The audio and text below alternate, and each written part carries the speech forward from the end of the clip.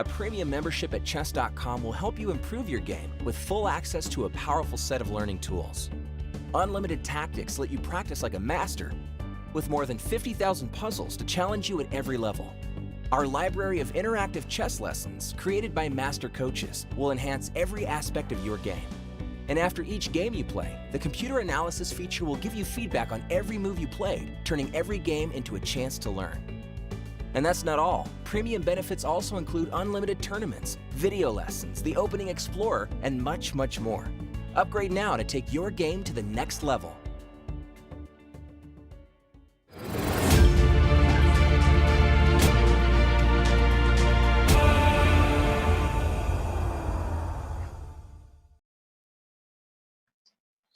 Greetings, everybody, and welcome to another thrilling PCL playoff match. I'm International Master David Prus. I'm very happy to be commenting with my teammate, Grandmaster Daniel Naroditsky. Hi, Danya. Hi, David. Also very thrilled to be commentating. This is going to be a great match. Yeah, and it should be starting in just about 3 or 4 minutes, everybody. So we're going to have the Armenia Eagles here, who enjoyed a bye last week. They got to just sit back and watch. And then we've got the New York Marshals, who got here by the skin of their teeth, playing an 8-8 match last week, and then making it through in a Blitz tiebreak elimination. So, yeah, that was an absolutely insane playoff against France, where basically Hikaru Nakamura carried the team through.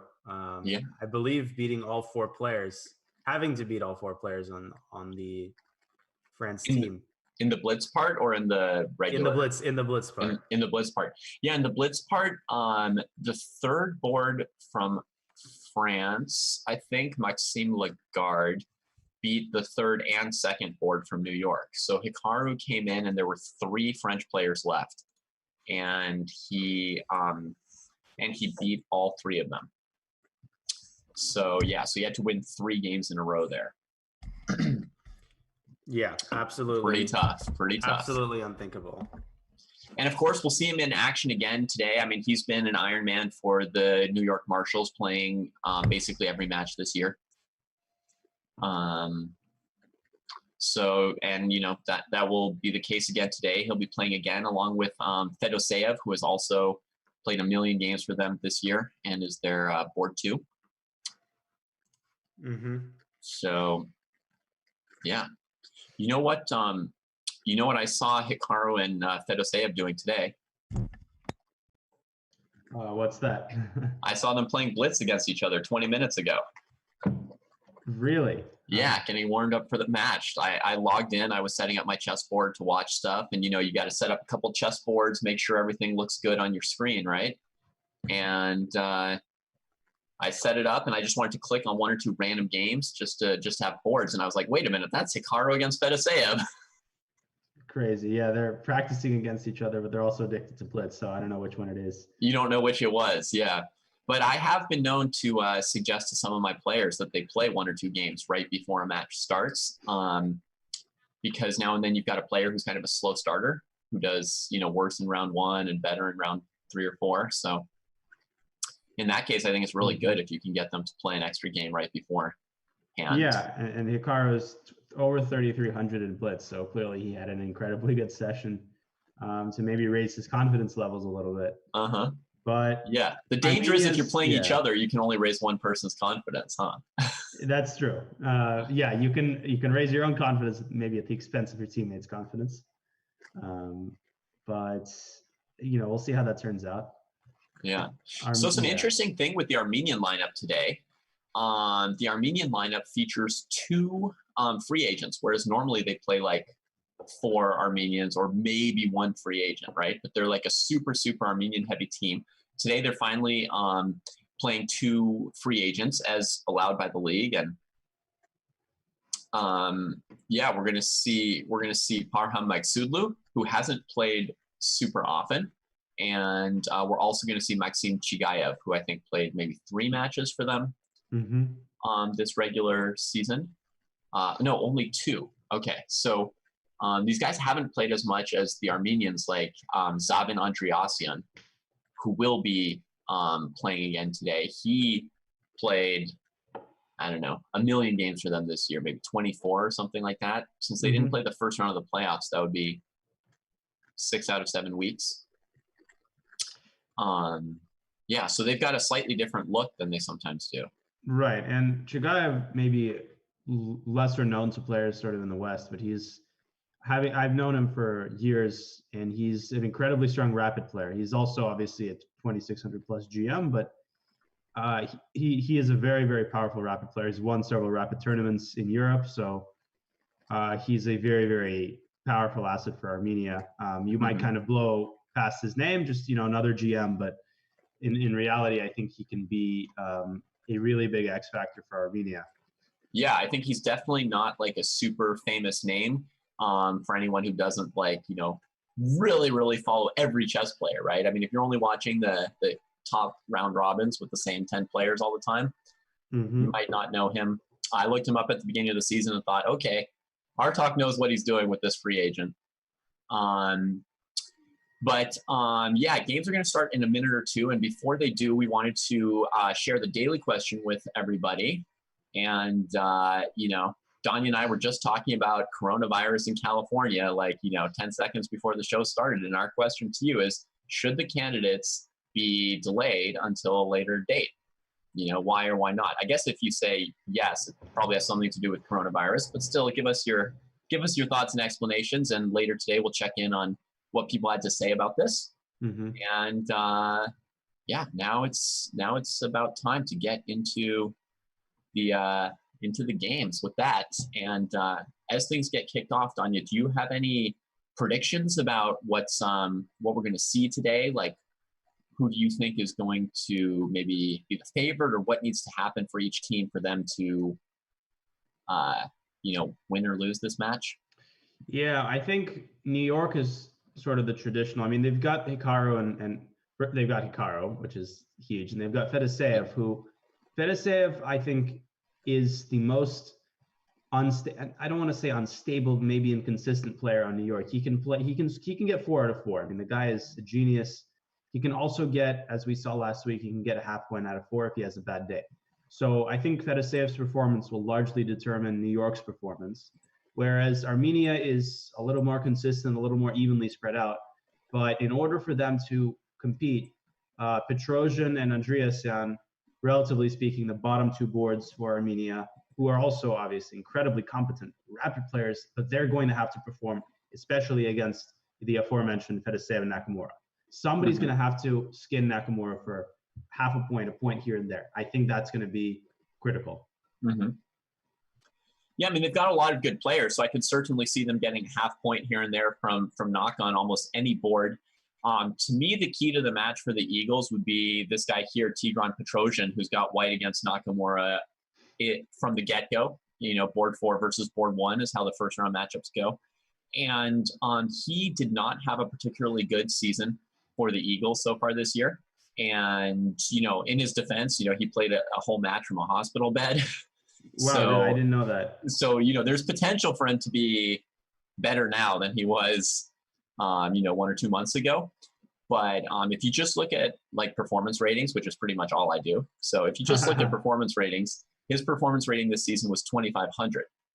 Whereas everybody else, is more in the 2,700 range at this stage in the playoffs.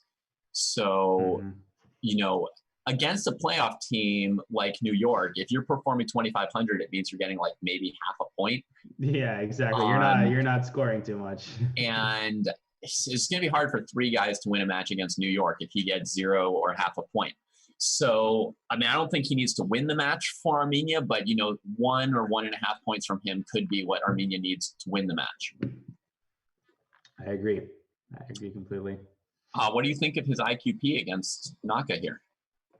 All right, let me actually. Oh, they started the game. Let me load up the games. Load up the games. Interesting. So Petrosian is white. Yeah.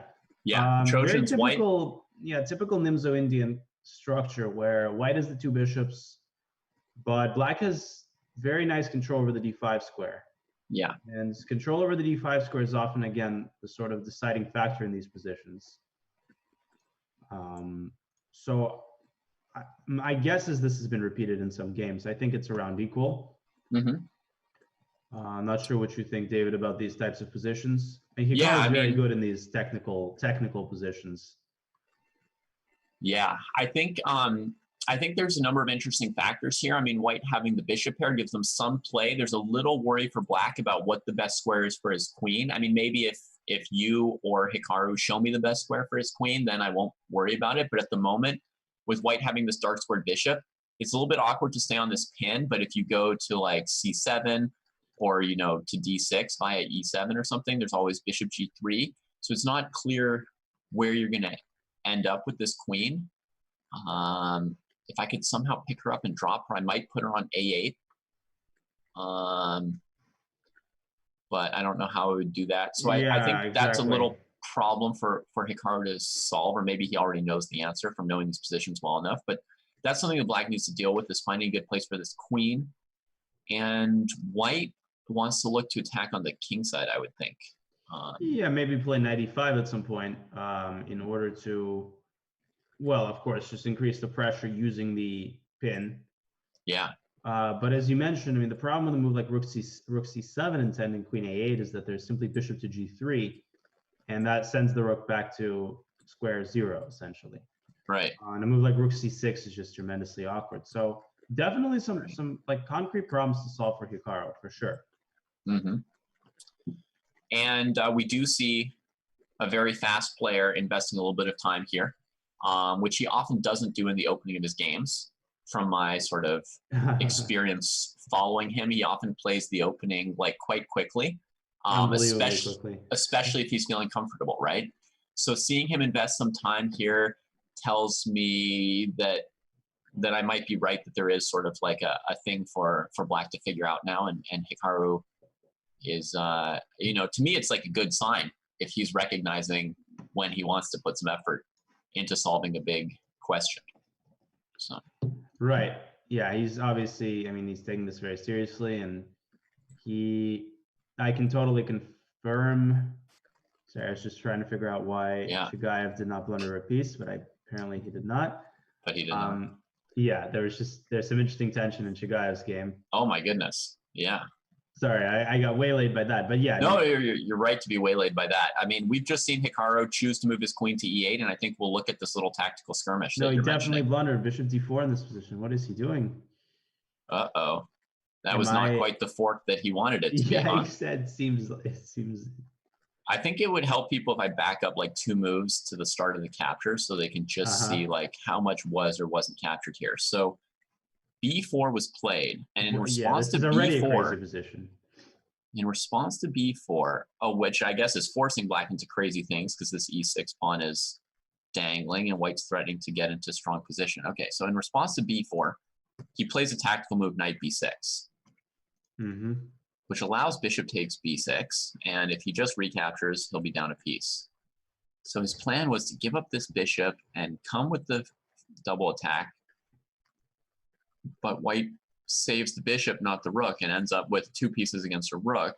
And a massive 2 pieces. I mean, look at the king side is completely devastated. These guys are amazing, and you're saying this structure is not going to be very good at fighting off the pieces. Yeah, I mean, somewhere Nimzovich is just turning over in his grave, or, you know, whoever prioritized pawn structures. 95 looks. I mean, just a move like, yeah. And how do you control? I mean, A4 is what he intends. Right. How do you avoid bishop e6 winning the game in short order? So he's got a4 as his plan, which suggests maybe white should just trade it. Yes, I agree. I think b8, yeah, which is exactly what he does. David Lenderman, the white pieces. And after rook takes a5, then 95 actually looks winning on the spot, because if the bishop moves, there's a fork. I was just quickly calculating that black couldn't go for some trade on e5 followed by rook c1, but after bishop d1, saving this rook, and on bishop a4, king d2, I think it all holds together for white, and they keep an extra piece. So I don't know what black's going to do here, but knight e5 is a huge game-deciding threat.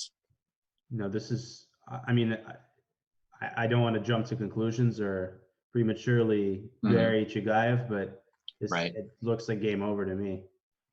Especially given the fact that he's thinking now. I mean, 95 is coming, and I mean, this is just going to be terrible. Wow, that is quite quite the turn of events in this game. Rook c5 played, so he's trying to somehow coordinate his pieces, but His it's going to plan be is very hard.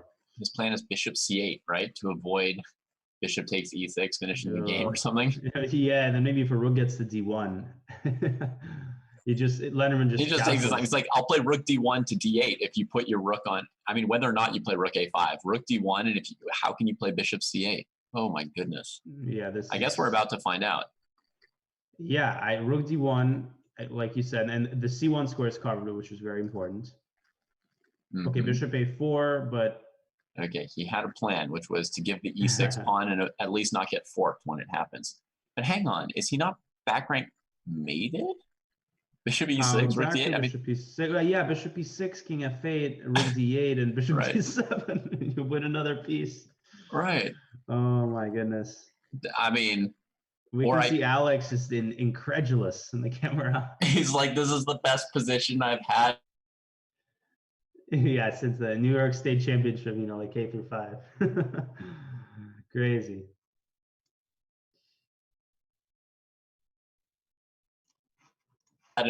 Yeah, since he was in K-5. Yeah. Oh man.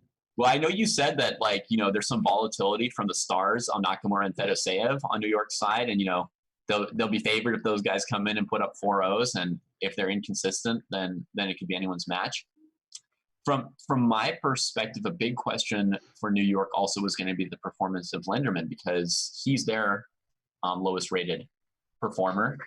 Kind of like their Petrosian for this match, right? They're one guy who doesn't have a performance rating over 2,700, and Lenderman only played one match this year, so he might not have been really in the feel of the 10-minute time control. Right. But it looks like he's fine here. What? Oh, he wants rook d8 95. Yeah, which should of course also be quite soundly winning, because although black has 2 pawns for the piece, it's right. I guess this is completely winning as well. I guess he was checking rook e4, bishop c3 to make sure this thing wasn't a blunder. That's why he thought a while before doing it. And this is basically over. I mean, just a question of simple technique. Yeah. All right. Extra piece. We'll move on. Sure. Let's see a couple other things. Hikaru and Petrosian. I'm just going to check in for a second, because to me it's such a key matchup. Petrosian's just played c4, inviting either knight f4 or knight c3 or something, and then he wants to bring his queen to g4 probably, and go for a dark square checkmate. It still looks like a complicated position. Yeah, the structure has changed. White's queen side isn't great. White's bishop on b5 isn't great, but concretely, like you said, he's trying to create these kingside chances. Naka goes right into it, as he usually does. My guess is he wants to play knight g6. Yeah, so he just comes back to g6, and then, well, it's a real question what Tigran has, because if this bishop starts retreating to g3, well, now it's not keeping the black rook off of d8. Hikaru's got time to bring his queen into c5 as well and get active. Exactly. I mean, Naka's much better. What's White's plan? I think White's in trouble now. Big trouble. Maybe rook d1 to try to lessen the load a little bit by trading pieces. But Petrosian keeps going h4 and instantly knight e7. I mean, this is Hikaru, typical Hikaru. In these critical tense positions, he applies so much pressure on the opponent by playing so quickly. Right. Yeah, you could worry and hesitate and try and calculate it all the way out, but he says, look, this guy's trying to play h4, h5, bishop h4, f6. I'm going to put my knight to f5 when this sort of thing comes down. So let me just do it and put that maximum pressure on him by doing it quickly too. Yeah, his intuition is insane. So, yeah, maybe bishop a4 here concretely saves the pawn, because if queen takes c4, there's queen d8 check, picking off the knight on e7 and hitting the bishop on b7 at the same time, which is what happens. But Hikaru has seen that. Yep, he's seen that. He's seen it all. Wow. He's seen it all. Yeah, he's looking very confident both on the board and in the web camera. So I'm going to move to one other game that looks pretty thrilling to me, which is Zaven Andriasian against Fedoseev. just my gut, it looks like Zaven sacrificed a couple pawns to get a very crazy tactical situation. Right. I think that's a pretty good assessment of what happened. He's down 2 pawns, right? Yeah, sorry, did I say 1 pawn? No. You said a couple It is pawns. okay, a couple pawns. Yeah. So he sacked 2 pawns. He sort of trapped Fedoseev's queen, but he also has, a rook hanging, like his king open, like hard to know exactly what's going to happen. Yeah, Fedoseev has to find some way to sack the queen in a favorable version, but off the top of my head, I'm not seeing how to do that because one thing you can try to do is take the rook on a3, but then you take the queen on b5, you take the bishop back on a3, you're going to have a queen and a piece for 2 rooks, which is not quite sufficient compensation. Well, is white going to play knight a3, or they are, right? Oh, after these trades? Yeah, knight a3, I would guess, and then bishop bishop f1, king f1, f1. King f1.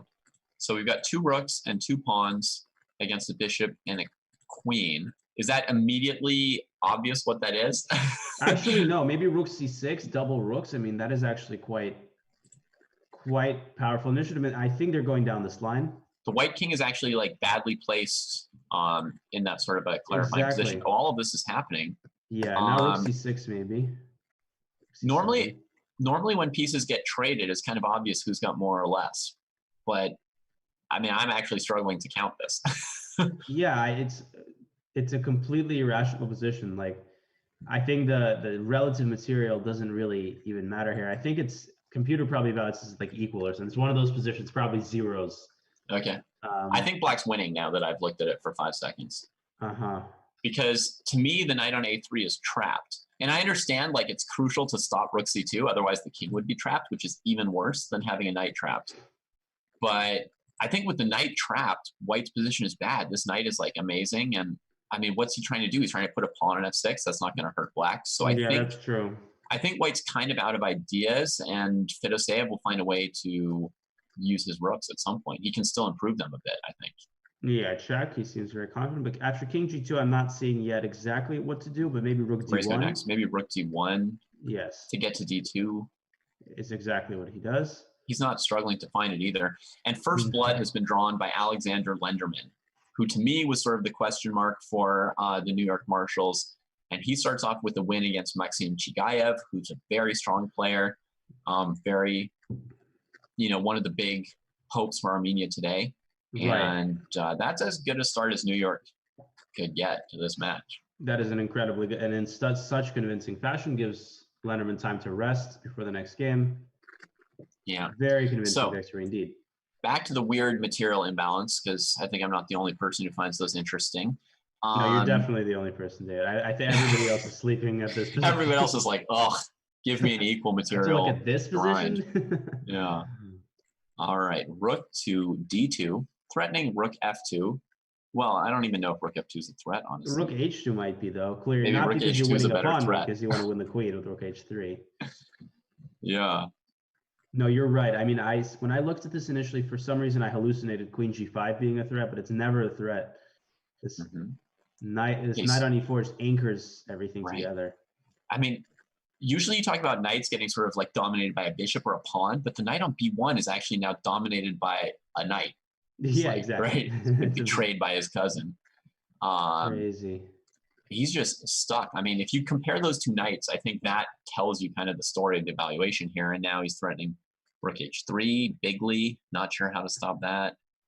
Yeah, and if king f4, there's a sick move, g5 check, sending the king right back to f3, and then you play the queen. Like, actually, I liked you on f3, please.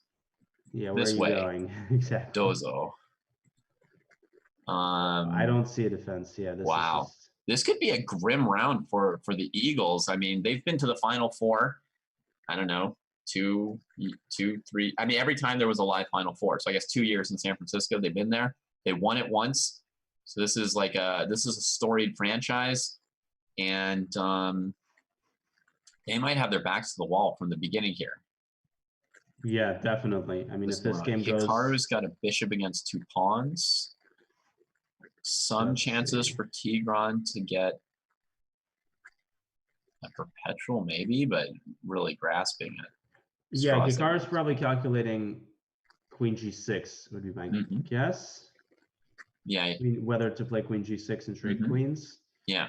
Or whether he can try and like grab a3, not get perpetualed, and then come back with his queen to the king side. Yeah, I don't think that's possible because there's if the king runs to f8, there's always going to be queen d8 check. So not Mhm. yet, but maybe in some Right. different version. But yeah, I Forcing think back to queen the king g6 side. should be. Oh, but the pawn on the a pawn's the wrong color. Mhm. So you'd have one f pawn to work with. He has to get it through 3 pawns without trading a single one. Exactly. Which would have to be, Zugzwang and his king eats everything, but might be hard to win that Yeah, which is why he's seeking his fortunes. in the middle game. It makes sense. White's king's badly placed, right? Yeah, Hikaru's almost threatening mate with, well, not mate, I but think- very unpleasant check with queen e1. Right. Queen e1, trying to get white to fill that square with his own queen, and then queen h1, king g5, queen h6 would have been mate. So, okay, g4 is played Wow, to it's give the very king some fearless. different areas to run around. I guess the king's going to go to h3 because if queen h1, king g3, queen g1, you can't go to f4 and lose your own queen to queen c1. So he's planning to, on queen h1, queen g1, to sit on h3. Good point. I think this is a draw. Okay, it does make sense in general for people who want a tip to try and blunt the e6 bishop with your pawn structure as white when you're trying to defend a position like this, right? Mm-hmm. Oh my goodness, Zaven has gone down to Fedoseev. Yeah. The knight is still on b1, right? Incredible, just incredible final position. The queen is, white's queen is trapped. The white's queen is now in a trapped. twist of irony, because Zaven was the one who trapped Fedoseev's queen. That's right. But now You his trap own my is queen, I trapped. trap yours. But in fact, he's trapped every single piece, right? He trapped the knight on b1. He trapped the queen on f4. The king's pretty close to trapped as well. So that was a Incredible. fantastic game from Fedoseev. 2-0 Sometimes- the current score. Huh. Sometimes when you kind of look in retrospect, it makes it like easy to learn the lesson, right? Because you can look at this final position and just sort of circle the knight's trapped, and then show the position right after the trades with the material imbalance, and show the knight on a3 and say, look, this piece is never able to get back into the game. That's how you can evaluate a position like this. Right, exactly. All right, queens have been traded in the Nakamura game. Mm-hmm. And I don't see how to make progress here for black, honestly. yeah, you would sit tight with your king defending your g4 pawn as Tigran, or not? Yes, I would. Now Hikaru's trying to somehow He's trying to lure him to go out-Zugzwang attack him. the a pawn or something, like, Yeah, or maybe go come. f5, e6 I and might allow hang my a pawn. f6. But Tigran wasn't born yesterday. I think he's just going to keep shuffling his king. Okay. If this had happened before they lost 2 points, we would have said that this was a really good start to the match for the Eagles, right? If the match were 0-0 and Tigran were getting a draw here. Yeah, definitely. I mean, that's definitely a successful result. Oh, he moved something. He did, but now g5 and e6, and you can offer a draw. So, okay, this is fine. He can force a draw with e6 or g6. Okay. Right, exactly. That's good. Sometimes you'd say if your opponent's doing nothing, don't try and get too smart, right? Don't try and do something, but okay. This was something that was simple enough. He knew it. We'll finally get to the game we've never seen. Iturrizaga against Magsudlu. Yep. An intense game. Opposite colored pieces. Lots of pressure against f7. Yeah, but 17 seconds for Iturrizaga. Yeah, So definitely a challenge. hard to, I think it's probably balanced this position if Mhm. black goes b4 maybe to try to distract white's queen. Mhm. And then if, okay, he goes queen f6, he's kind of sitting tight. I think if he plays b4, he's risking losing that pawn. Yeah, you're right. Yeah. And right now, his knight has to be anchored on d6. So his pawn, I mean, his best way to try and keep everything defended is to just sit here with queen f6, e7, f6, e7, something like that, maybe. It looks like a repetition of some sort might be on the cards, but notice queen. Right. Oh, no. I was thinking some queen f6, knight takes f7, but the queen is defended on f6. So. All right, Danya, you've like flagged 3 people in your life. How would you try and flag white in a position this passive for black? How do you try and keep the game going and not just take a repetition? Like you're in a team event, your team's down 2 games. Maybe Is there like any g5. chance to win? You have to unbalance the position. The problem is Iturizaga's with this increment, it's incredibly dangerous to do that. Here specifically, I don't see a way to do it. Like you have to have enough meat on the bone to where there's enough complications. So a move, for example, a move like knight f5, right? Right. Immediately poses a decision for white whether or not to take f7, but it's just too dangerous because white can take that with either piece. White's king is safe. That is what makes this basically unflaggable. And I think Maksudlu is going to take the draw. So if the king is safe, it's unflaggable. Black can't create the kind of threat that's going to confuse a GM. Exactly. King safety, I think, is one of the critical factors in terms of whether or not you can actually flag someone. Mm-hmm. So, right. And he just ends up taking the draw, so 3-1. Is it possible to flag someone if my pieces are passive, like Maksudlu's are? If like the white king is open, like I can find some time where I sack a pawn and activate my pieces, or? Yeah, it's all about forcing someone to make a decision. Like if you can force, white in a certain position into making some sort of a decision between two tempting options. By definition, that takes time. You start hesitating, and that might lead not only to a flag but also to a blunder. Okay. But the good players make these decisions preemptively. In case my opponent opens up the position, this is how I'm going to react. And there's so then if you're not on top of things and you make that risky move and your opponent was ready for it, you're just gonna like lose the game, basically. Basically, yeah. And people who are just not well versed in bullet, who don't play a lot, they find it much harder to make those decisions in the span of a second, 2 seconds. Right. Okay, so that's a big 3-1 round for New York. Only tiny good sign for the Eagles is Petrosian drawing with Hikaru, but otherwise it was a very tough round for them, and we'll have to see what the Eagles do to try and bounce back in round 2.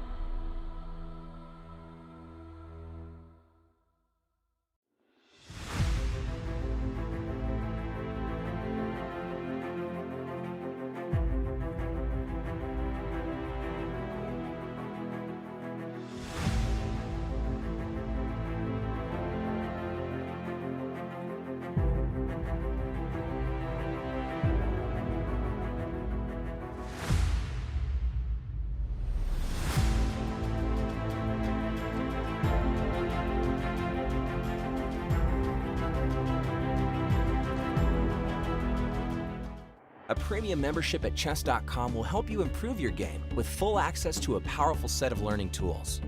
Unlimited tactics let you practice like a master, with more than 50,000 puzzles to challenge you at every level. Our library of interactive chess lessons, created by master coaches, will enhance every aspect of your game. And after each game you play, the computer analysis feature will give you feedback on every move you played, turning every game into a chance to learn. And that's not all. Premium benefits also include unlimited tournaments, video lessons, the Opening Explorer, and much, much more. Upgrade now to take your game to the next level.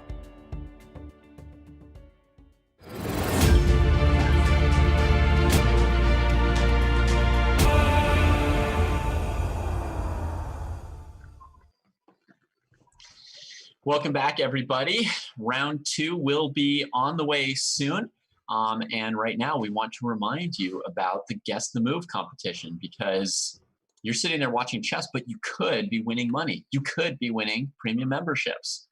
And the way to do that is just to keep watching those games, but on your board, as you're watching, just drag a piece to where you think it should go. And it'll register a Guess the Move for you. And this is a competition that's been going all year, but you can get into it now. There's a secret game, and you don't know which it is, and I don't know which it is. Danya, do you know which it is? I do not know which it is. All right, nobody knows what it is. There's a secret game, and that's the game that will be counted to see who wins. So you don't know whether you need to follow Hikaru's game or Zaven's game or whatever, but as many game boards as you can get onto, you want to guess the moves. Game that will be counted to see who wins. So you don't know. Sorry about that. I played the stream on my phone. I was like, what's wrong? Which part of my computer's exploding? What did I do? Yeah, my bad. I forgot to turn this out. But I always like to say it's not only about, guessing the move allows you to immerse yourself in the game and try to actually predict moves and, God forbid, learn a little bit or get better. So, you're winning all the games in one. Yeah. So that's cool. As soon as the game starts, it's easy to do. If you've got questions about how to do it, ask it in chat, and some helpful moderator will give you further instructions for how to drag pieces on your board.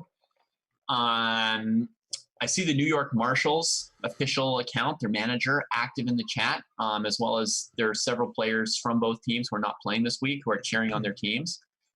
But the New York Marshals having an interesting discussion with the fans about whether things are rigged in favor of the U.S. or against the U.S. and, how the league may adjust next year. I mean, obviously this year is a big change compared to last year.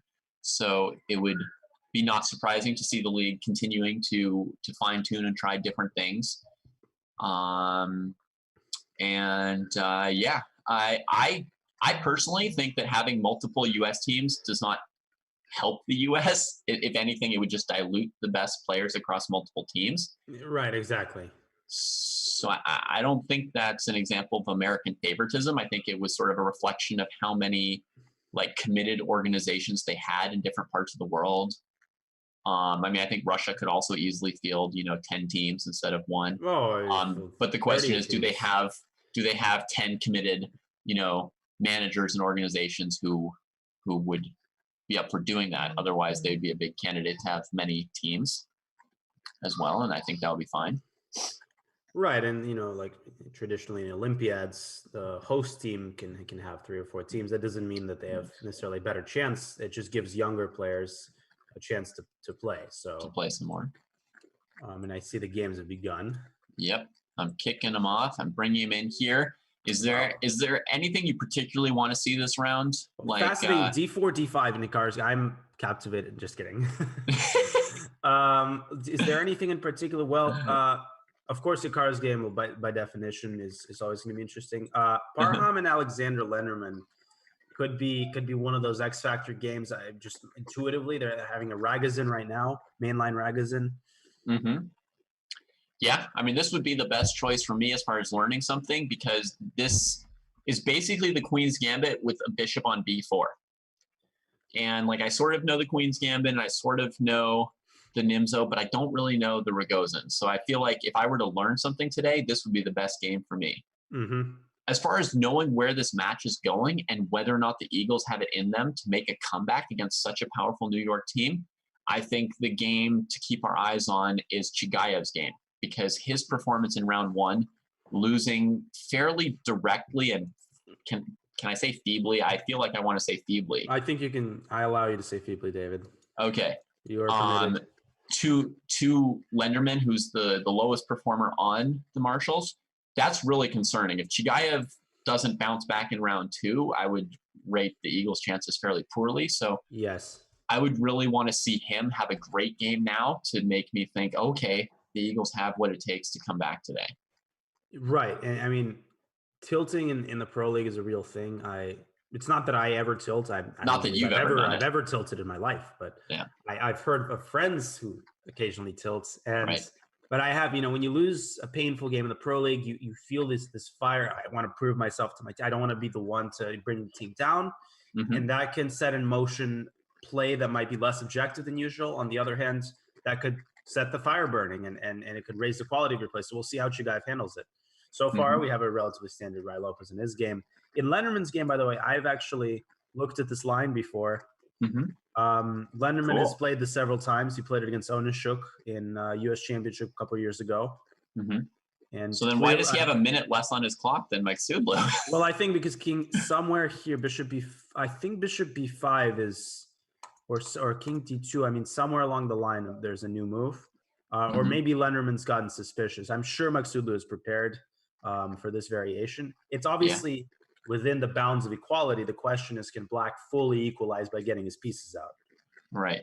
So if your opponent spent 10 seconds and you've played this position before in a game in the database, that's when that's when you get a little like, what's he got in mind? Yeah, let's maybe slow it down a little bit. But okay. I mean, it's important to understand that this is still an end game, so it's not like White is going to cook up some sort of, coronavirus vaccine. Sorry, too soon, but I mean, but White might get some pressure. Right. I was thinking White would probably trade light squared bishop for knight if Black ever played knight c6, which the knight was probably not going to stay on b8. So, so you're thinking bishop takes.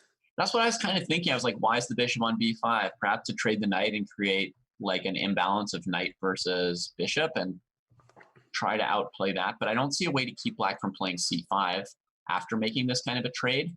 So I don't know if you can actually establish an advantage for White by doing that. Yeah, and c5 clears a knight b5, rook c6. He does that, and he takes on e6. So he wants the b file. Yeah, and I was also expecting, because I was thinking in this direction, I'd also been thinking of rook b1 in the position where he played a4. So, interesting. No, this is I think this is an unpleasant position for Black. White also has this plan of advancing the a pawn to a6. It's kind of a Rubinstein idea, and securing the b7 square for the rook. I think Lenderman's got to be very careful not to allow, and he goes a5. Okay, so rook b1 and a4, perhaps both of his parts of his plan didn't really matter to him, perhaps in what order he did it. Right. Now Lenderman obviously getting his king to the center, trying to get it to d6, maybe to secure the rook on c7. Wow, he's just rushing that pawn. He's got his game plan in mind. He sees the shape of what he's doing. The king's going to come up to defend the rook on c7. But then, are we looking at like rook b7, king d6, rook a b1? Right. That does seem like a defensive task for Black. That's pretty unpleasant. I don't see how that rook gets out of a8. Could you maybe What I'm looking at is like, okay, so he plays the rook c7 right now. Because what I was thinking is once you play king d6, rook b1, and it's hard to move the rook out without allowing rook c7, next rook to b7. But I guess c8 is the answer, not d8, d7, like I was wondering. Right, because now king d6, the question is going to be, again, how does White make progress? But White can make progress. White can play f4, trying to open up a second front. Right, and get a square for his king to advance. Precisely, and yes, precisely. So Black wants to trade on c7 and on b7, and then play rook to c7 with the second rook. Exactly. Sorry, yeah, F4 exactly. is So played. so he does go F4, and notice the speed of his play. Very confident endgame play. Maksudlu is a very strong endgame player. I have lost many an endgame to him. Okay. Blitz, so I can confirm that. So he really knows this thing. And like if you're Lenderman, I mean, maybe Lenderman knows more and is more confident than me, but like if I were in this position, my opponent's playing this kind of stuff this quickly, it's like possible that he's looked at this exact structure when he prepared. I mean, it's not a stretch to think that Black would at some point play knight c6 and that White would have planned to trade both pieces. If you've thought about this double rook endgame, you've thought about the double rook endgame, I would be so second guessing myself. Yeah, I think his position didn't lend Lenderman itself to knight c6. That might have been. It's terrible. Let me go shower. Let me go take a shower. Jesus, people were just saying like they thought Danny wasn't here today. That was a ploy to make everybody take another shower and sanitize their hands. That's right. Feeling so dirty from the pun that we all have to clean ourselves up. Which is good now anyway. So the New York Marshals say that Alex is an excellent defender. He should hold this. But sometimes, you know, you've got a bad position, your opponent knows what he's doing, and you still lose. Exactly. Good as in basketball. As in basketball, which is also non-existent now. Right. Good offense beats good defense. Yeah, you could be as good as you want to be, and sometimes someone else is good too, and you lose. And I think the idea here from Maksudlu is that if Lenderman trades on b7, he's ready to win the king and pawn ending. I mean, how far has he prepared this thing? Does he know? Unbelievable.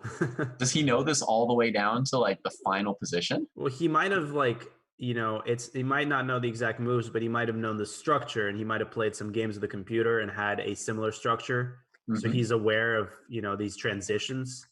Yeah. But a very, very impressive depth of preparation, if that is the case.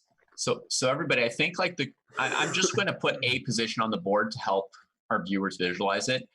But I'm going to say that like, if we go back one move and like trade a rook on b7, play rook c7 and trade all the way into this king and pawn ending, then the idea is that White has this sort of like outside pass pawn and his king might be able to win a pawn in the center while the black king has to run to the king side. And then at the end, the white king would go after a7. It's possible that this king and pawn ending would be completely lost. Maksudlu's playing as if he knows that it is. So that's kind of where we're at there. And, right. We have a breaking news flash. Yeah. Show me the breaking news. Hikaru has blundered 2 pawns, actually. Literally on the spot in the opening. And is in huge trouble.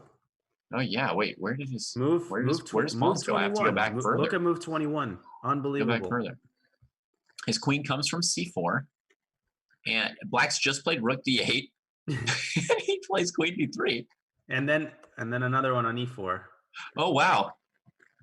He forgot how Zaven's rook could move. Wow. Well, knowing Hikaru, he's going to resist this tooth and nail, but he's completely lost. He is completely lost in this position. Oh my goodness. Yeah, Zaven's having an easy time of it. I mean, because it's not the sort of position where there's possibility for tricks. Black is so solid, material is of the same type. Right. I mean, even that rook trade on d5 solidified Zaven's structure very nicely. His pieces are active. There's really just nothing to play for. And sorry to interrupt you from the endgame analysis, David. No, I was shocked by this. Yeah, no, it's fine. It's shocking and it bears mentioning. And we should click around and see the other games.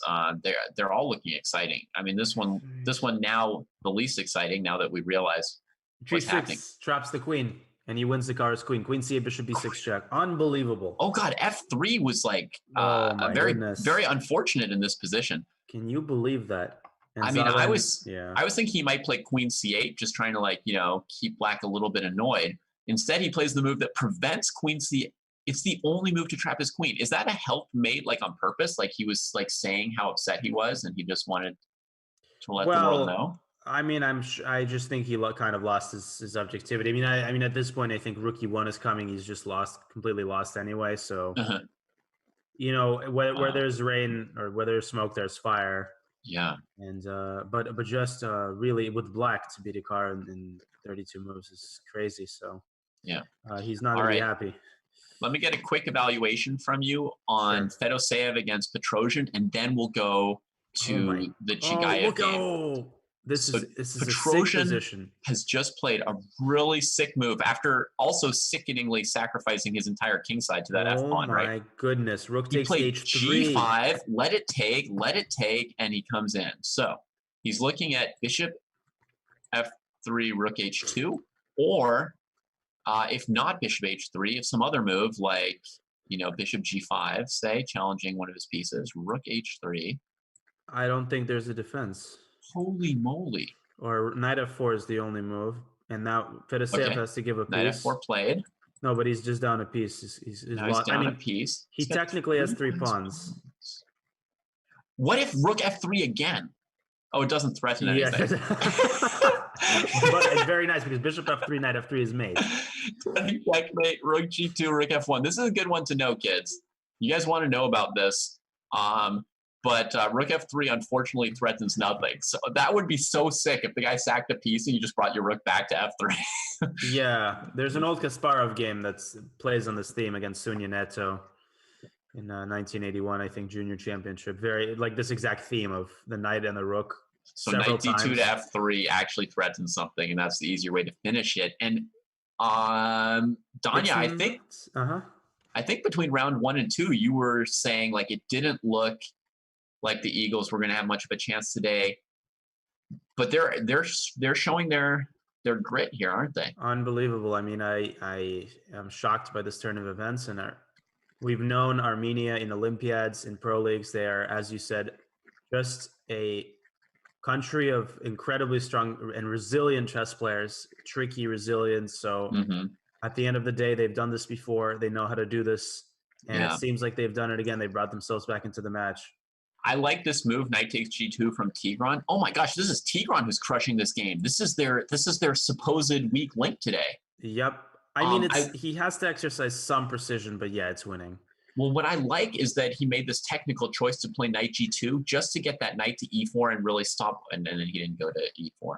Never mind. Well, he's chosen the functional approach of winning the G5 pawn. Yeah, I thought on knight E4 the pawn would be dead soon enough, but I guess H4 and he would have to keep playing a bit.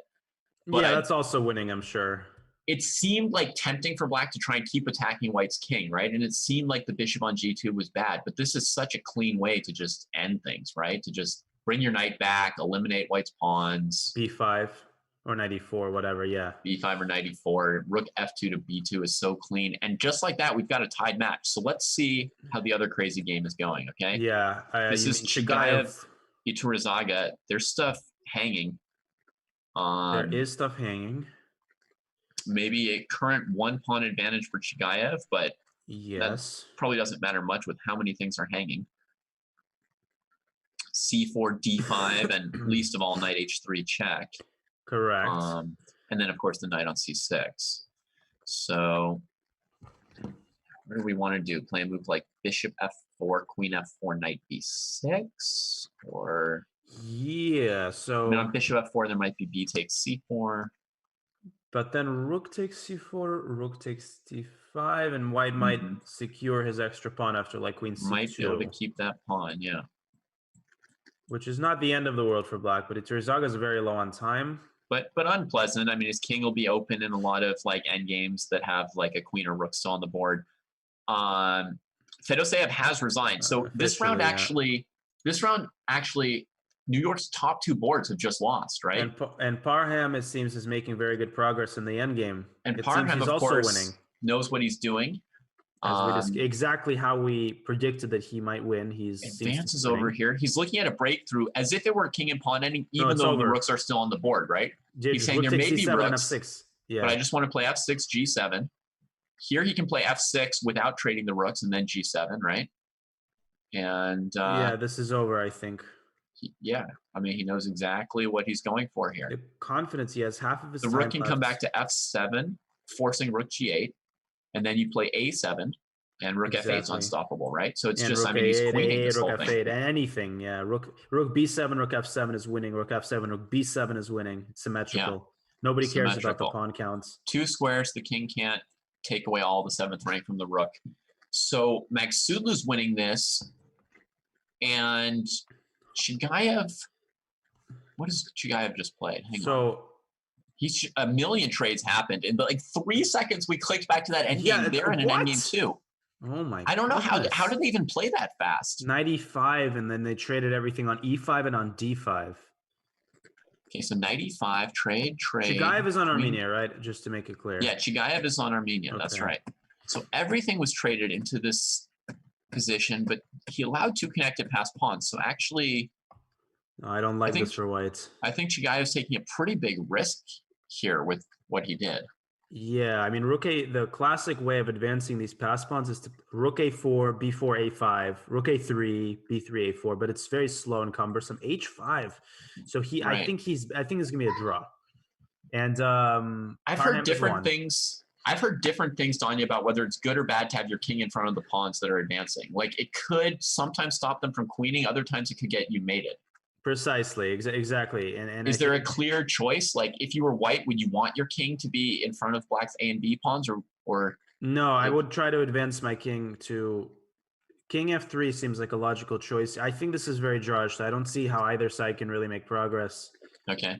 And speaking of progress, the Eagles just got their 3rd point of the round.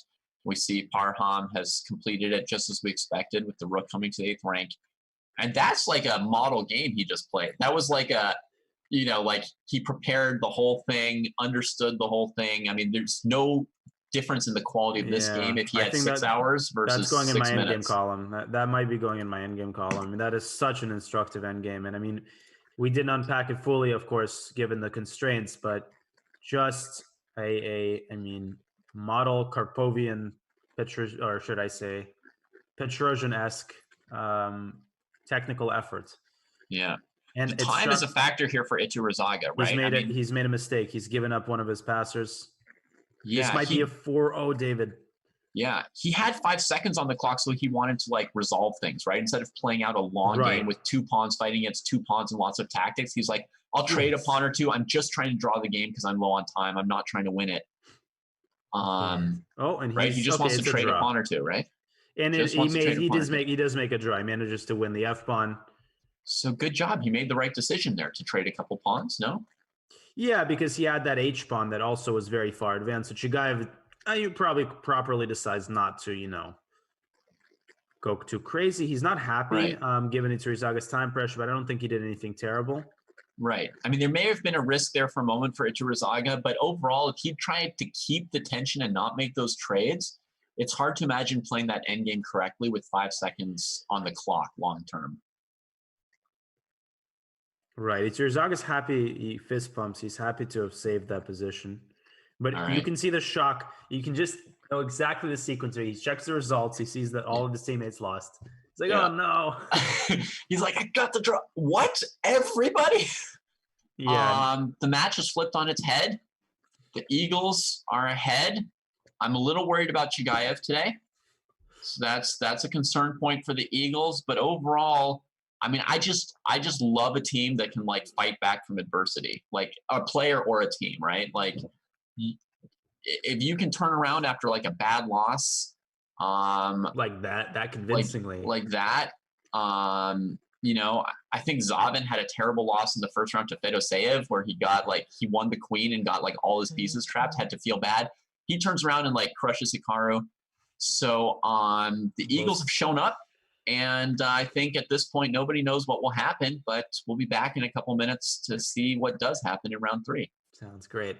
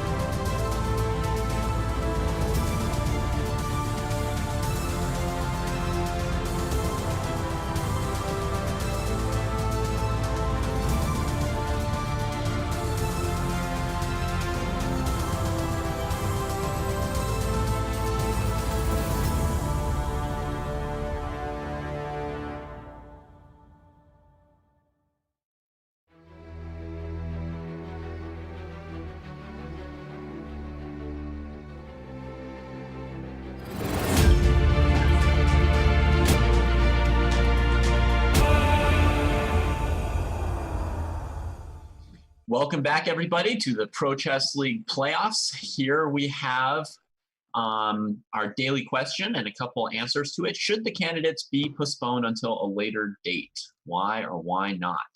And first, we've got Smirky Pants. He says, no, there need not be large crowds and the small number of attendees can be tested. Well, not if they were in the US, since we don't have any tests. But I guess maybe in Russia they do. You want to read the next one? Sure. Amara Iraheli says, if yes, then Timur Rajabov should be given another chance. Interesting perspective there. Yeah, bring back Raja. Bring back. That's right. Hashtag bring back Raja. And E2 Strong says, I hope not, but with the latest travel restrictions from USA, a postponement is inevitable. So he hopes not, but he thinks it's happening.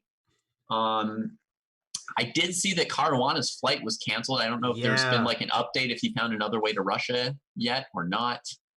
We're not letting Russians fly to the US right now, so I don't know if Russia's going to let an American fly there. That's the Russians. When the US doesn't let Russia do something, usually Russia doesn't let US do the same thing. It's often a reciprocal thing when the big countries posture against each other. Yeah, and there's so many undercurrents that are going on right now. It's crazy. Nobody knows what's going to happen. So we'll see how this unfolds. But it's supposed to start in like 2 days, right? If I believe so. If the players make it there. Well, right, with all the opening ceremony festivities.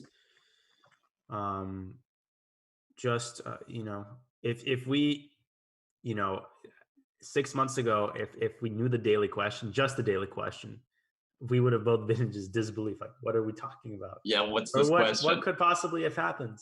Yeah. But such is the state of affairs in this world we live in. Yeah. And one person there was mentioning Raja. And I think when he announced he wasn't playing, a lot of people were like, oh, you poor little, prince or princess, afraid to get out there. You're going to be fine. There's only going to be 6 other players. Right. If the whole thing gets postponed, I don't think people will be making fun of him anymore at that point, at least. Right. But then that tests his intentions, because if they actually I don't think they're going to go back and offer Rajabov a spot. You don't think they would?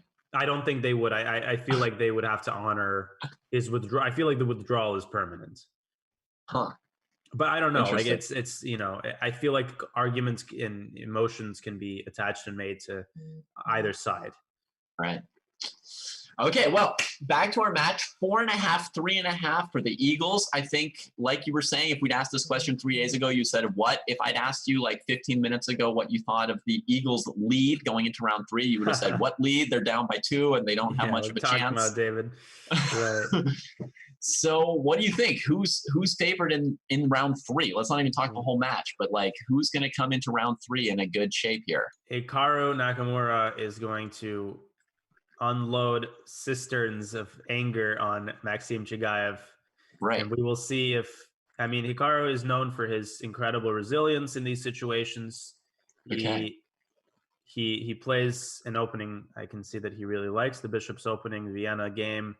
We'll see if he can manage, the understandable tilts and sort of these negative emotions that are, I'm sure, circling around in his head and channel them into a good game. I think that's going to be the X factor, his results.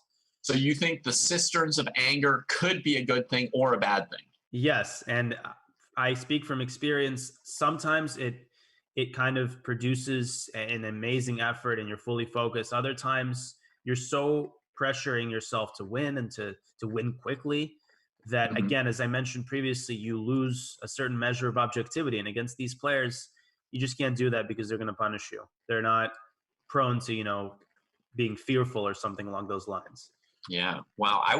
When he played H3, Danya, I was thinking that's an awful lot of pawn moves. And I was fearing that next he was going to play G4 or F4 and that we were going to get a game where, Black developed a couple pieces and then won in 20 moves. But I'm comforted to see him play Knight F3. Yeah. I actually think he's getting his type of position, it's sort of a mix between a closed position on the one hand, but also a lot of hidden central tension. White can play D4 at some point.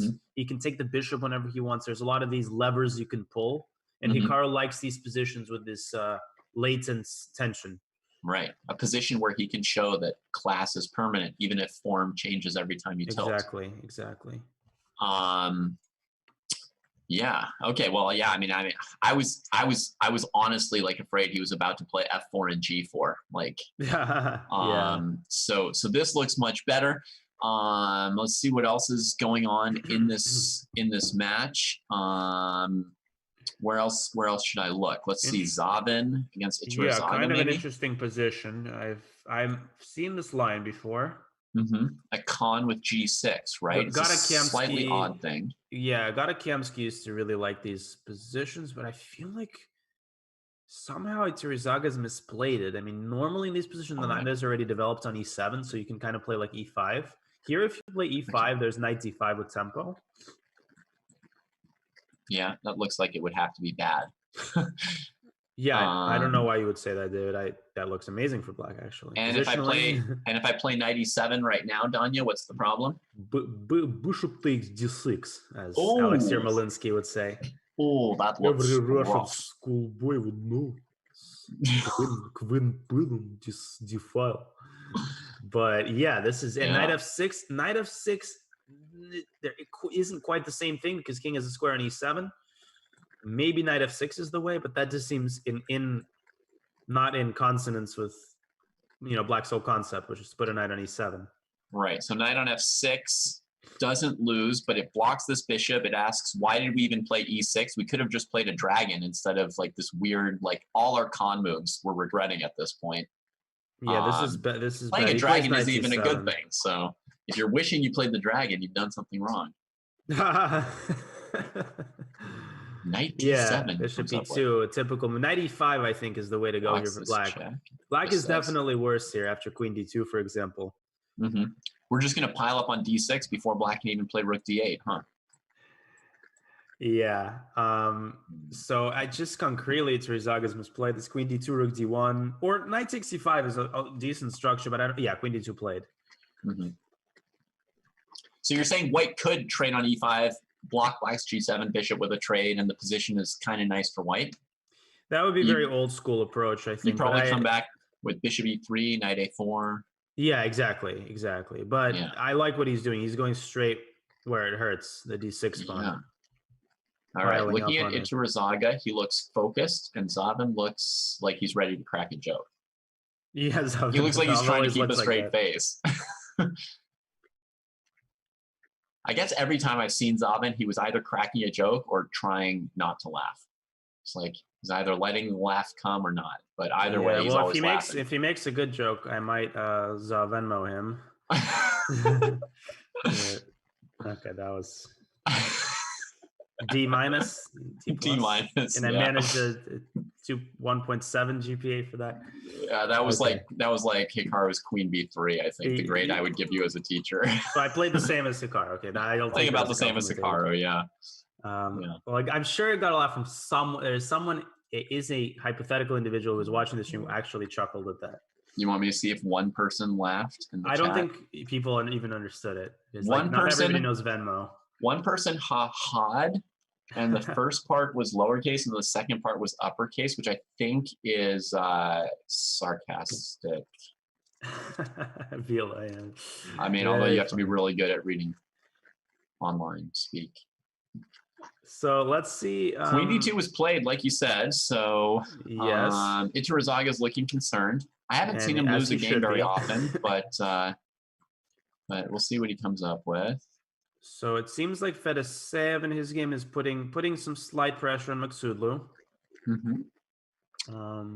Yeah, Maksudlu is in one of those, clench positions, right? You just hope that nothing too bad happens to you. Yeah, bunker chess, as they say. But bishop takes c6 undertones. Not a threat immediately, but something to watch out for. You can play it Miran style, b5 and a6, preparing c5. That's one possibility. Yeah, you want to find some point where you can play c5 without d5 being too strong from white. Yes, exactly. But I'm a6. So right, he's trying to do it in one fell swoop, b5 and then c5. Yeah. Gosh, and I want to prepare bishop takes e6 if I'm white. I don't like to play bishop f1 here. I want to just give it to him. To go to town, but how do you? I mean, Yeah, the problem is just takes rook f7, and there's no way to. If the knight wasn't on d7, you would have knight e5. Right. Unfortunately, that is not a thing. Fedoseev with the forehead, the hair cam. Yeah.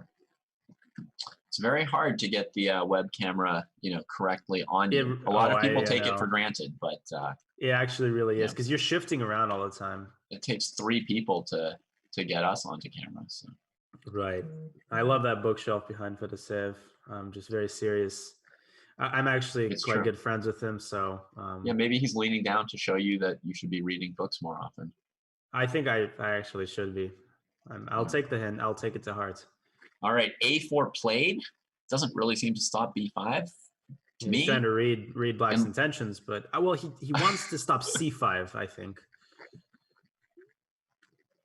Okay, so b5. So if b5, he'll say, yes, you got b5. I come back to f1, let's say, and now the tension on b5 is making it hard to play c5. And Maksudlu decides to play c5. Anyway, okay. So now, I think critical would be d5. Yes. I'm qualified to say that. Going out on a limb. Definitely d5, because otherwise, yeah. And then ed, knight f6, for example. Mm-hmm. And the question is this pawn a strength or reliability? Yeah. And the answer is I do not know. Right. I was going to say, we never know.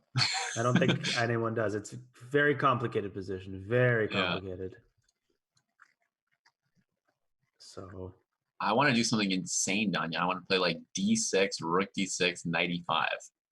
And then on rook d1, I want to take on f7 instead of recapturing.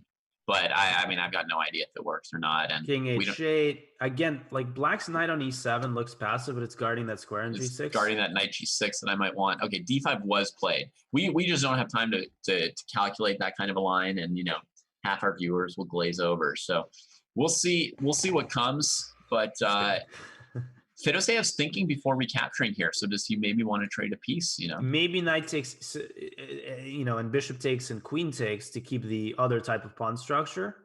Mm-hmm. And that maybe is a tiny little something. You could even choose not to take the passed pawn, but just to take this position. You're right. And it's a slight advantage in piece activity. The pawn on a6 is a little, and he takes with the bishop, which makes perfect sense. There can be that weird thing. There can be that weird thing where you tickle the a6 pawn, Yep, he's doing that. I think Maksudlu has to capture, which he does. Right. Queen takes. Rook takes is also a possibility. Yeah. Slight edge for Fedoseev, I think, is what I don't know what you think, David, but I think he's definitely the one pressing here. Yeah, I could say this. There's no way for white to be worse. So when you look at a position, they're like, there's just no way this player could be worse. Usually they're slightly better. Right. He's thinking, so he's considering queen, rook, and pawn. There's the pawn. Hard to guess what was coming there. I'm being told by Chess Weeb, who I have reason to trust, that the Nakamura game is heating up. So let's see. Chigayev sent 2 knights to Naka's king.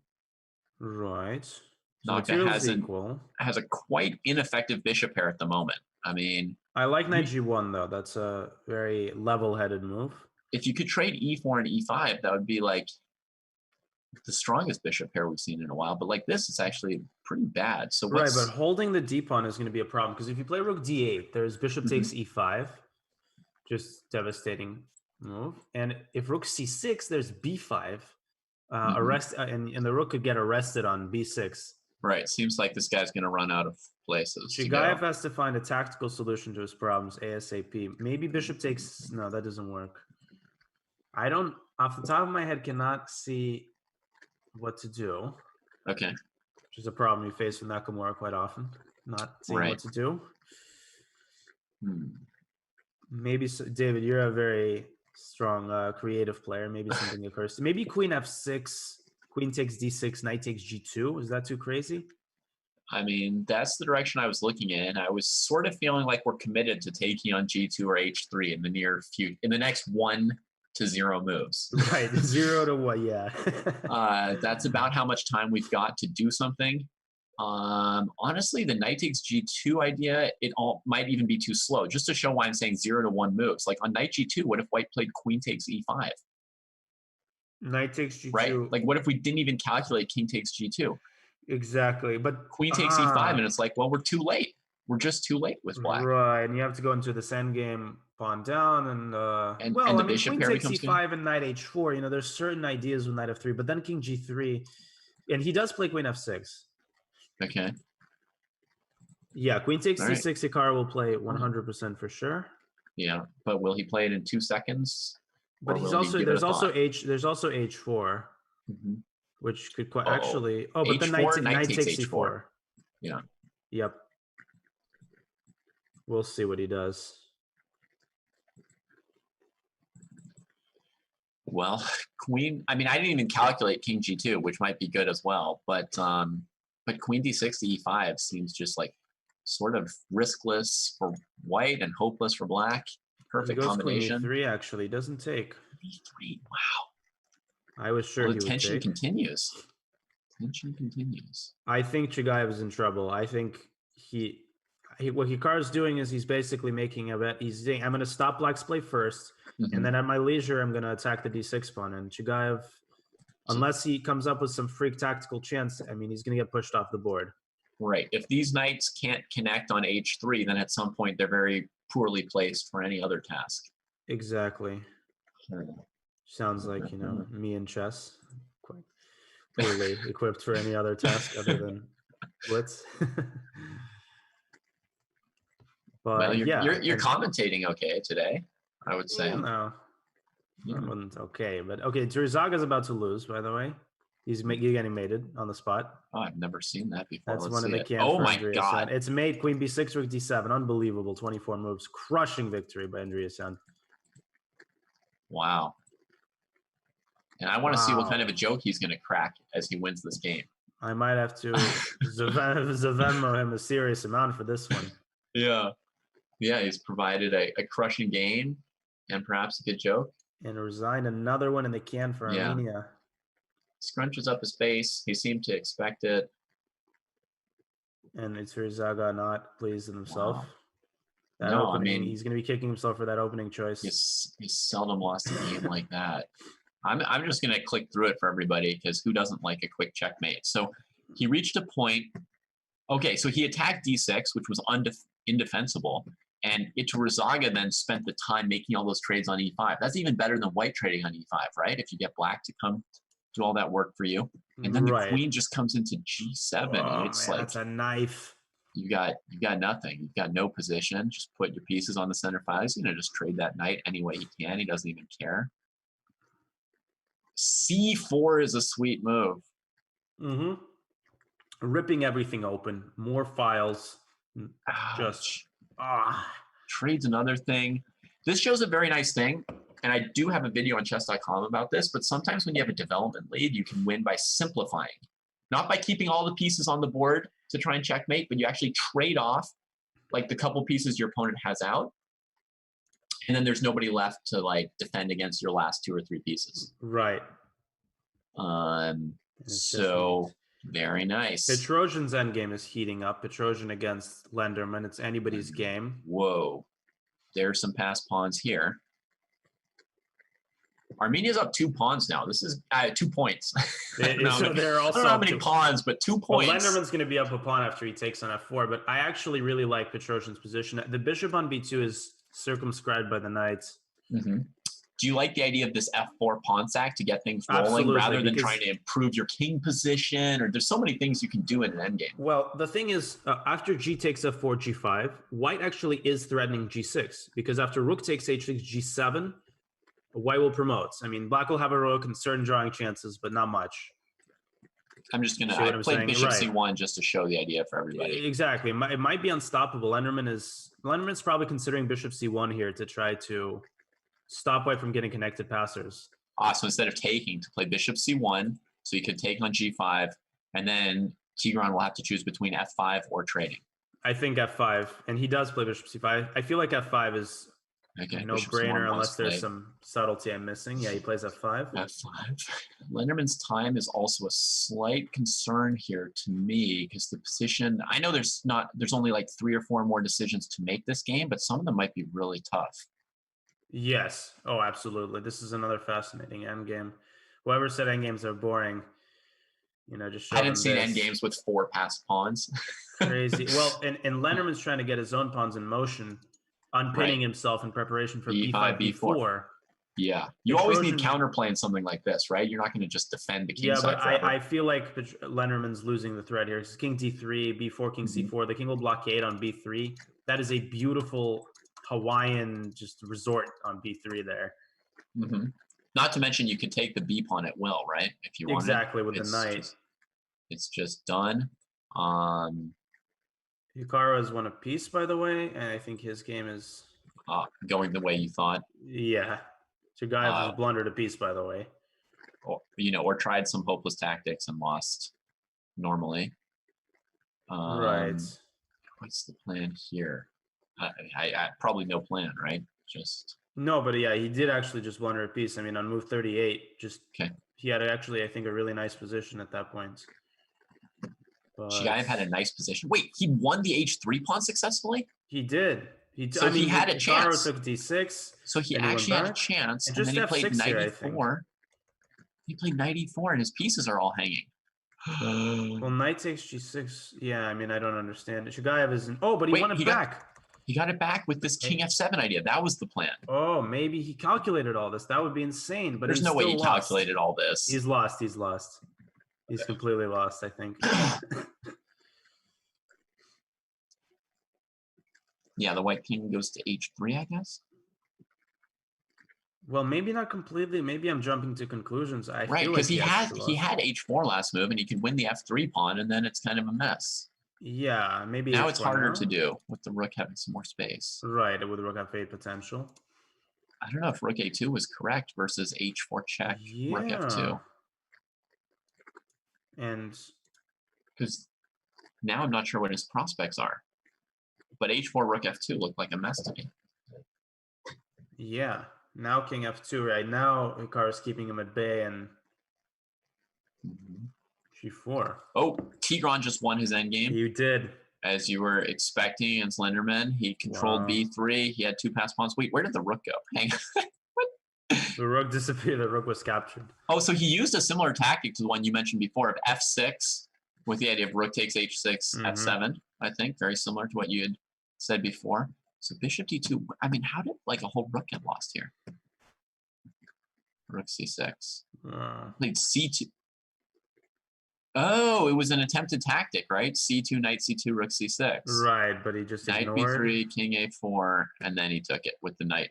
Nicely stopping the pass pawns. And then he's got this. Wow, that was nice. All right, but we don't want to miss more games ending, so let's see what's going on. We've got a close endgame between Fedoseev and Maksudlu, and we've got Hikaru with the connected pass. I feel like Hikaru's more interesting endgame. I mean, Fedoseev and Maksudlu seems relatively balanced. Or seem to be repeating moves, actually. Okay. Fedoseev has 7 seconds, so I'm going to keep my right eye on his clock, my left eye on Hikaru. Rook at b5, I think, is sort of like a nice looking move, keeping the black king from getting involved with helping. Yeah, they drew, by the way, for the 7. Oh, they drew. Yeah. So Armenia, by definition, wins the rounds. Hikaru's got to win this game. And I think he will g5 check. And even if he does, they're extending their lead. They are extending their lead to 2 points. At minimum. At minimum. So it's going to be really backs against the wall for the Marshals. Chugayev is really frustrated. He's really frustrated? I mean, he's doing all sorts of gymnastics in his chair. G5, okay. Trying to keep the white king honest. This is definitely winning, but it's not entirely easy. So if h3 wants to get back to f3, maybe? Yeah. Thinks he can. But has he taken... Oh, he's got rook to h6 maybe. But the king can go to g7. If king f3, maybe he's worried about the move rook a2 before h2. Oh, wait a minute. Wait a minute. He's played it. Yeah. That's the concern. So now his rook has to go passive and he'll lose his queenside pawns like rook a4 rook a4 or something. Could this be a draw? No, but the rook goes behind the pawn though. So what like do you mean? As soon as rook takes b4, there's going to be rook a1. Because you're not going to spend time on rook h1 to h2. You got to play king g2. Okay, so Chugayev plays rook b2. Okay. No, but this might be a draw actually. because Okay, so this way it doesn't allow king g2. right, and also king g3, rook takes b4. If king takes h2, there's rook takes g4. Yeah. Or rook Chigaev a4. doesn't seem to be in a hurry though. He wants to advance his king first. He's looking comfortable here. Rook takes b4 is forced now. Rook takes b4. You got to try. And then king h2, rook h4, rook g4, and rook h4. He's got to take it. What is? Yeah. So rook b4. If a6, he would have rook a4. Right. That's the key. But he's betting on advancing his king. If a6, he wants rook a2. I don't trust this though. I don't know. Wow. This is interesting. Wow. He's got 4 seconds. Rook a2 is forced. Yeah. And then there's Gotta rook move though. e1 He check. takes No, on he just e4. What is that? A7, rook a4. No, that's what is he doing? A7. He's letting the pawn queen. Wow, that was bad. He's playing like Chigaev. somebody with 0 seconds on the clock, which he is now. And and he wraps his head. the marshals needed that. Oh, he's upset. I think he was drawing this toward the end. He had to be. He had to be. Just take the a pawn. Just take the a pawn. Take the b pawn. I think right after rook a1, just rook takes b4. Yeah. And then if a6, you have rook a4. Right, and if king takes h2, rook takes g4, a6, you have a check on h4. You swing the rook around to h8 and then to a8, just to draw. Yeah, and then the king just comes over, and there's just no way. There was no way to lose that game once he got that h3 rook to the second rank trick. He definitely had the draw there. Wow. So some back and forth in that end game, and I guess for New York fans or people who just want a close match, I guess it's a good thing that Hikaru won that, because that keeps things much more within range for New York in the final round to try and make up what is now a 2-point deficit. So they would need a 3-1 match to force another Blitz knockout tiebreaker like they had in their match against France. We'll be back in a couple minutes to see if New York can make it happen.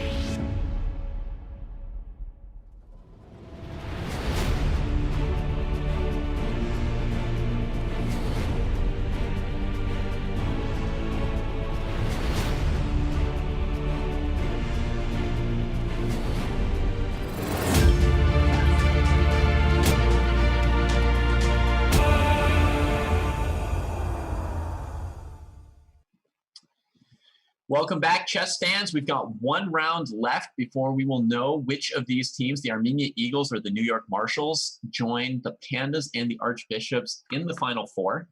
And which of them will go up against the winner of the Wind versus the Chess Bras. That match is tomorrow. So if in 30 minutes you're feeling like, where's my chess? It'll be back tomorrow. Same time, same channel, different commentators. Well, yeah. That's going to be a fascinating match. And the ending of this match is sure to be fascinating as well. Armenia with a 2-point lead. Unbelievable given the first round. Do you have a favorite for tomorrow with the Chess Bras and their super high rated Grishuk lineup? Yeah, but the Chess Bras are playing the Winds. They're playing the Wind, Chicago. Yeah, I have to go with the Chess Bras. I mean, Grishuk, Ali Reza, Hands. I mean, this lineup is simply unbelievable. It's like the All-Star team. Yeah. So we'll see. I'll be watching. Mm-hmm.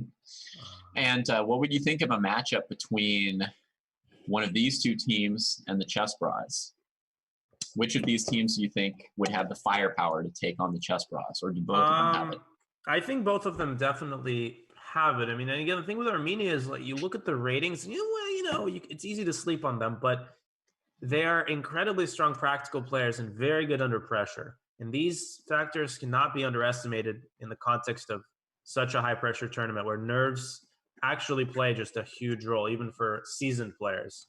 Right. And they've played 2 Final Fours in a row the last 2 years. So if they get to that Final Four in that live setting, they've been there before. And whichever team between the Chess Bras and the Wind wins might be the only team in the Final Four that hasn't been there before, because the Pandas, the Archbishops, and the Eagles were all there the previous couple of years. Chicago was gone with the Wind. And Chicago gone with the Wind. Get it? No, sorry. I think I get it. I think I get it. Very high level fun. So yeah, I mean, Armenia somehow, I mean, they're just champions, right? And we saw them lose that first round so badly today. And, immediately people were saying like, oh, this isn't even going to be a close match. Now they're 1.5 points away from the Final Four. Yeah, I'm just seeing Hikaru's not moving yet. It's been 15 seconds. 15 seconds. Oh, now he moves. Getting in gear. There it is, Sicilian. Good choice when you need to win as black. Definitely. It's hard. It's hard to come up with a takeout line. Let's see. But Maksudla, I'm sure, has anticipated. Hikaru can also play the dragon sometimes. He played it again. Okay, he plays the Night Arf. Mm-hmm. And we'll see which line Parhamov plays. Or Parham plays. That's just his Chess.com account name. Bishop G5, Bishop E2. I would say Bishop G5 is his main line, but that's also super sharp. Bishop E2. Yeah. Solid. Makes perfect sense. Yeah. Makes perfect sense. I mean, Armenia just needs, they're not playing for a draw, but they're playing, there's no need to take any risks. Yeah, but look, one of the Armenians has taken a risk. I mean, I saw Tigran's position, and I thought, this is, one of the New York Marshals who's got black and is saying, I need to have winning chances this game, right? So they're just throwing like an angry H pawn on move 3. Unbelievable. But no, it was the team that only needs 1.5 points. Well, that's a champion's mentality if I've ever seen it. You play the same way regardless. Right. He's like, we need your guns. Also, he's like, we need 1.5 points, and I'm going to score one of those points with black. Right. And then let the rest of you guys get half a point. Right. Come hell or high water. I'm sticking to what I know and sticking to what I prepared. Knight to G4. Well, the idea is he's carving out the square for his knight. H5 exists in many of these lines in the English. Yeah. As a move to sort of pose an immediate decision. Does white allow H4? And Turizaga decided not to, but again, he creates this weakness on G4, which Trojan occupies. It's definitely dubious, but we'll see how this unfolds. I'm glad you say that, because I feel like as black, you're definitely taking some liberties to just throw an H-pawn out there. So I'm glad to hear you tell me that it is officially a little bit dubious. I don't like this for black at all, actually. I think this is because after castles, it takes 2 to tango. So knight G5 can be a very annoying move to get the bishop there. I really respect Petrosian's mindset, but I don't think execution was perfect here. Right. So you've got a knight on g4, but at the same time, you've kind of locked the king side at the moment, and white wants to play in the center. So he just tucks his king off on the king side, continues developing with his extra space, and fights you in the center. Right, exactly. And what are we going for? Some kind of f6 g5 horror, like a bullet game between 1200s, or yeah, that's or I would play or one of yours. When I'm tilted, I'm definitely capable of like blundering queen g6. Yeah. I've played a couple f6 g5s in my life as well when tilted in bullet. Yeah, but wow, what an approach from Tigran. But I mean, if we're talking about Tigran, we have to mention this guy's got 2.5 points out of 3. Right. And he was expected to be the chopped liver this match. Yes. He had a 2,500 performance rating, and like at this stage of the playoffs, everybody's either 2,700 or they're performing 2,700. And 2.5 out of 3, highest score on either team. So I can't really say that his confidence is misplaced at this point, even if the position looks dubious to me right now. Right, and he's very good in these positions. He's a very, very tricky player.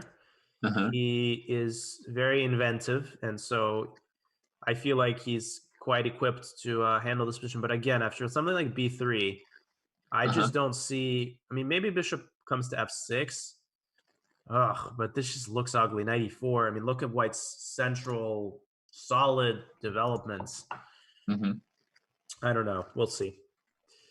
Yeah, I mean, I'm worried about this pawn on d6. You know, we just saw an example of a pawn on d6 getting punished in a 20-move win for white last round. You know, and I'm really worried about moves like rook d1, bishop on f4, knight f5. I guess knight e4 also. And I think we should really worried about that pawn. Hikaru's game is really heated up, by the way. Maksudlu has adopted, it seems, the same mentality of just going for his throat. Like, I'm going to get one of these 1.5 points. He played bishop e2 and then threw the g pawn. Wow. Knight on f5. f6. Oh my God. Just going right after him. It's murderous. I love it. He's almost got him mated, right? If he castles, he's threatening rook e1. Well, if he castles, well, yeah, I don't know what he's hesitating about. If he castles, I suppose Hikaru does have queen e5. Oh my goodness, this looks very dubious, though. I mean, any other move other than castles allows queen e5 check trading queens. Well, there's bishop f4 also, but no, that's ridiculous. Yeah, I was wondering about that. If they do this whole thing, then there's rook e1, f6. He did castle? Okay. So he did castle. So I'm wondering... Queen e5. Castles, queen e5, which is played as well. So trade, rook e1. Yeah. And then if f6... And king d1 might have been stronger, getting a tip. King d1. Okay. So if f6, he could take on g5, and then rook g8, f4. And I've just set up a very special situation. I'm just drawing a picture, basically, right? That is crazy. Where both bishops are pinned to both kings and both attacked and defended by the same pawns. I love Parham's move, though, queen b4. I think it's very practical. Ooh, that's sick. That is sick. Queen b7 would be devastating in its own right. Probably Hikaru has some way to balance that. I'm sure the computer will indicate some way to keep things in balance. I have no doubt that Black has resources here, but what about just queen e7, like defending b7 and trying to get control of the diagonal to castle? I'm sorry, which move? Queen e7. Right, and I'm thinking Parham will take on e7, bishop takes g5 check and claim an advantage. He'll just take and get a pawn and keep playing this endgame. Right. Yeah. Right. Not to mention maybe knight d5 to b6 might be even better than getting the pawn back. Well, and I like his move knight t7. Okay, so knight d7. Developing can be good. Right. Can white develop with bishop f4? Speaking of the queen takes f4, rook e1, and bishop e5. Queen f4, rook check, bishop e5. Ooh. Oops, a little too far. A little bit, yeah, but it's tempting to play bishop. Maybe Parham should just take on b7 and take on a6, but that's not quite the position he wanted, because then Hikaru castles and Hikaru's got the initiative. Right. That's exactly the kind of position Hikaru's aiming for. Right. So rook b8, queen a6, castles or something. And now it's like, I've got 3 connected passed pawns and my king is garbage and I've got no active piece. Right. Yeah, you gotta be You got to be an amazing speed defender to play that kind of position on purpose. Yeah, and Parham really. Yeah, I think King D1 instead of castling short might have been stronger too, in order to keep the E1 square defended. I mean, as a general point for New York, which needs a comeback, if we just look at the character of every position, and I'm just clicking board by board, all these positions look complicated enough. Yeah. That they could be wins or losses for either side. So I think New York should be happy with sort of the general kind of position they have this round. I mean, Lenderman himself played the exchange variation. You really can't guess like which team is the team that needs to win, but he's still got a complicated position here. Yeah, but I think he's slightly worse. I mean, I feel like Andriasian has got very well. harmonious, development of pieces. Knight on c4. It's hard to dislodge because b3 leaves a3 hanging and knight takes d4 becomes possible. So that is a game in which white is in a lot of trouble. Yeah. And then we've got Iturazaga and Petrosian, which we've seen before. We see that black has taken risks. Petrosian is a terrible, terrible position here. Weakening the d6 pawn. I mean, he had to play g6, I guess, to stop knight f5 at some point. And, I mean, his position is just really, really bad looking. And then how about Chigayev and Fedoseev? Chigayev has been a problem so far. He's got white. He better at least get half a point for them here. Well, actually, from a practical perspective, black's got all this piece activity. And despite the doubled pawns, kind of, white, the ball is in white's court as to how to arrange his pieces. Maybe bishop comes to d4, but then knight c6 applies more pressure. I don't know exactly how white should play here. Yeah. Yeah, I mean, visually, white's position looks fine, but it's not clear how to play it. Maybe the tension with this bishop on c5 is not helpful, and maybe you just want to take more space on the king side, like h4, maybe even put your bishop on f4. Right. Just play from a different angle. Yes. But, yeah, I mean, I do feel like any of these positions is complicated enough that anything can happen. So I would think that New York's happy with the positions they have here. As I go back to the most exciting one for me, Maksudlu Nakamura, top board matchup. And he played rook b6. Look at that. Allowing knight d6. Knight d6. Wait, is that a blunder? The queen can take it. I'm sorry. I'm trying to process what's going on here. King has to go to d8 to avoid queen c8 checkmate. Or something? Or is this some sort of positional sack? I mean, sacked a lot if it's a positional sack. I think Maksudlu just blundered a knight. The whole piece. This is lost. What is he doing? King c7. There's nothing. Well, he'll go queen a7, queen a5. Yeah, but his own king is so bad. There's just going to be a murderous counterattack at some point. I mean, this is over. This game is over. I mean, there's nothing after queen a7, king c6. Okay. Unbelievable. Showing that GM class. This is over. I would think choice. I would think this is a mess. I mean, I would think that black's winning if black's a better player than me, but if I were playing the game, I would still feel like anything could happen. That's true. But the thing is, yeah, that's true. I mean, there's certain freak chances here, but Hikaru just doesn't let these kinds of games go usually. All right. So with Hikaru on the black side, and I was thinking bishop d4 would be good, so I'm glad to see that. So with Hikaru on the black side, the freak chances are not as likely to happen. He might. Is he threatening bishop f2, queen h2 yet? Because he's got the rook. No, the rook's pinned. Right, but maybe so even still. But he might be able to do the whole thing and then play king b7 as a quiet move after the sack. Like if white played c3, right? Like what's his plan? It's maybe bishop f2. Yeah, so bishop e3 therefore. No, yeah, okay. You're right, David. I think there's certain chances here for white, but very minimal given that Hikaru. Third. But actually, how to defend here? Because king b7, rook a3.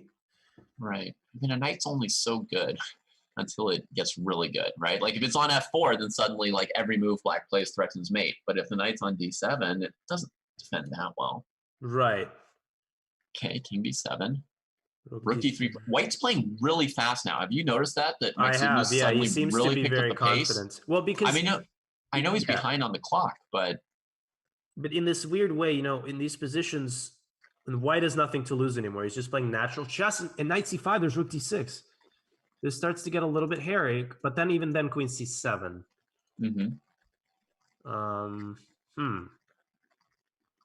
This is interesting.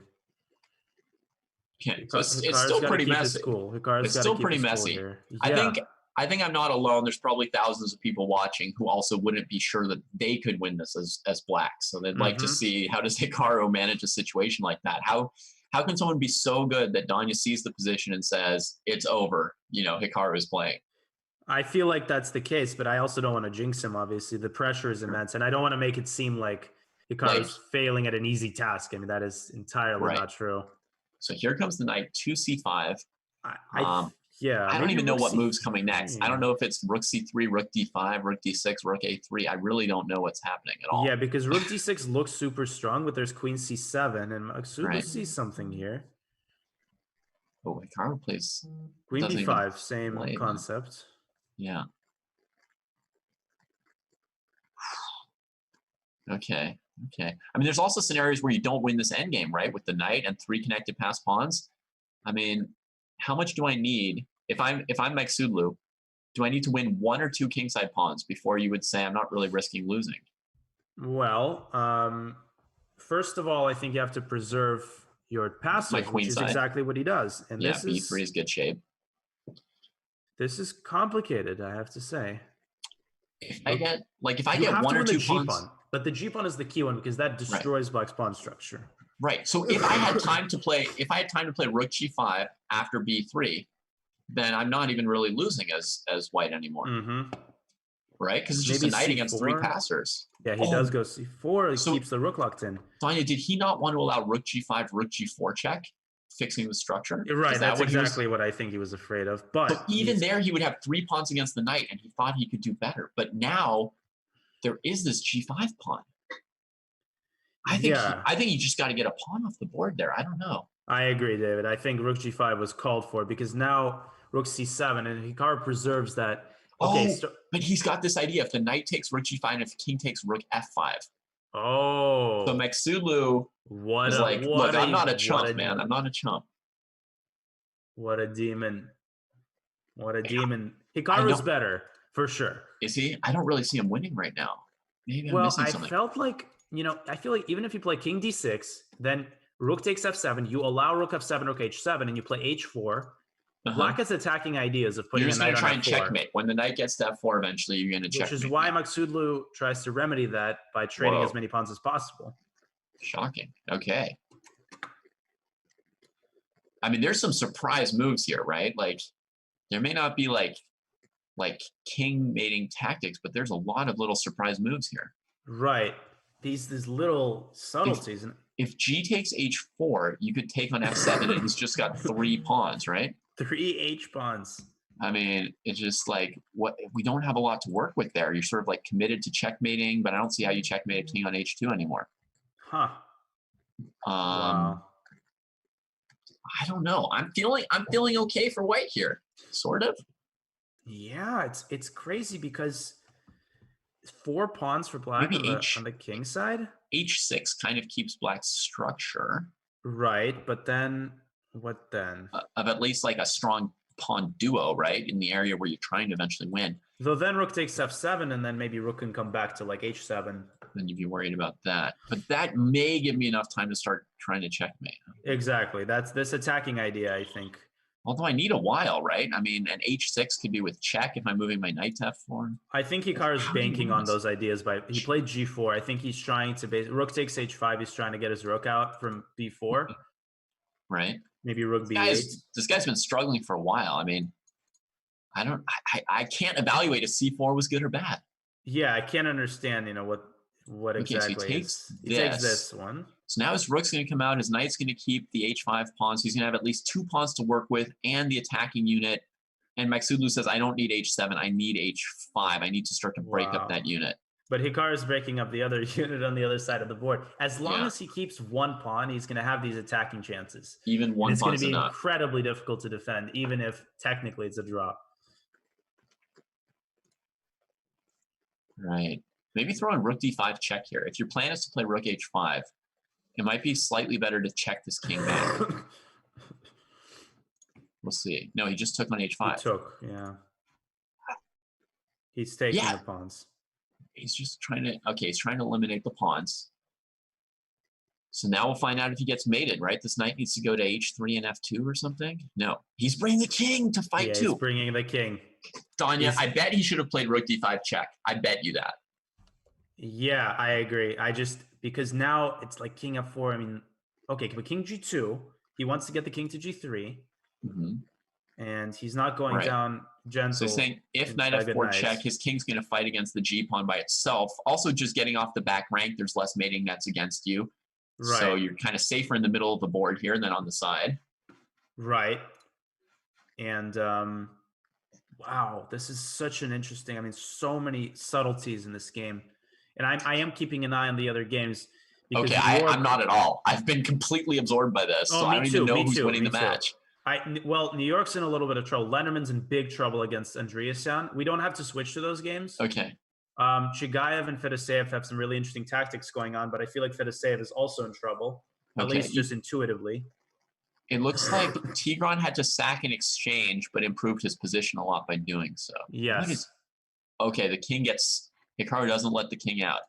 So rook a1, that's a nice move, right? He found a way to keep this king from getting... But yeah, but if how rook does he g1, keep king it there? h2. King h2 forces the rook back, and king comes back to g3. Keep it out? How does he stop king takes? Yeah. Oh, man. He's just got to keep that king in a box. I don't know if Hikaru sees how to do it. I mean, he's got 2 minutes. Yeah, king g3. And this that's the third time it's come to g3. Well, what a defense from Maksudlu, man. But he's I know it's not... I know it's, there's still rook and knight, but I mean, he's not going to blow that. He's got 2 minutes on the clock. I don't think he will. Yeah, he's too good. Mm-hmm. Rook f4 is f7, very interesting. Strong. Look at rook f4. Knight takes f4. There's rook f5 winning the knight. Nice. I mean, Maksudlu offers a draw, which of course he offers a draw. His h-pawn's coming. I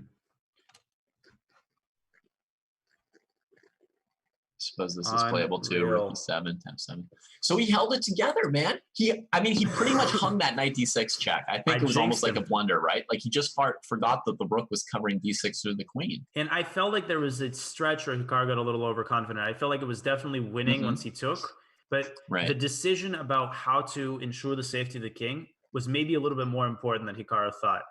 And the path was maybe a little narrower. Rook takes g7, I think, is a draw.